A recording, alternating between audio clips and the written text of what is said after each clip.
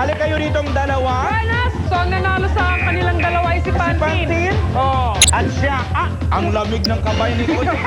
Actually, lahat tayo malamig. Giniginaw. Congratulations kay Pantin. At maya po, siya ang makakasama namin sa We Are Nothing Round. Si Kuya na hindi na dapat malumba dahil siya ay merong 10,000 pesos. Congratulations, young lady. Okay. Sali ha. Ang kahilingan ni Pantin. Malalaman natin sa pagbabalik ng All-Star K, the 1 million peso video game challenge. Ang kahilingan ay napunta kay Miss Pia Guanyo na humingi ng dog food and medicine for the Philippine Animal Welfare Society. Panoorin po natin ito. Kahilingan lang.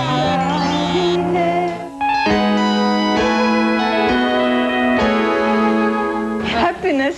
Sasali lang. Kahilingan ni Pantin.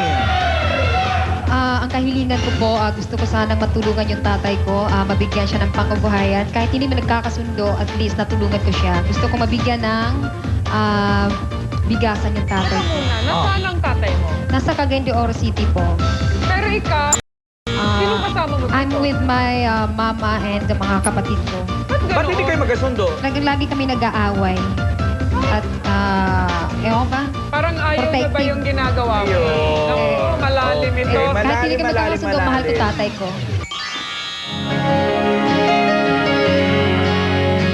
Sa Pantin, ako'y nagpapasalamat sa iyo na kahit nagkaroon tayo ng tampuhan, ako pa rin ang pinili mo na bibigyan ng kahilingan. Kaya good luck sa iyo. Pagbutihin mo. Sana manalo ka. Nakuha kaya niya ang kanyang kahilingan at maging bagong milyonaryo kaya si Pantin? Malalaman natin sa pagbabalik ng All-Star K, the 1 million peso video game challenge!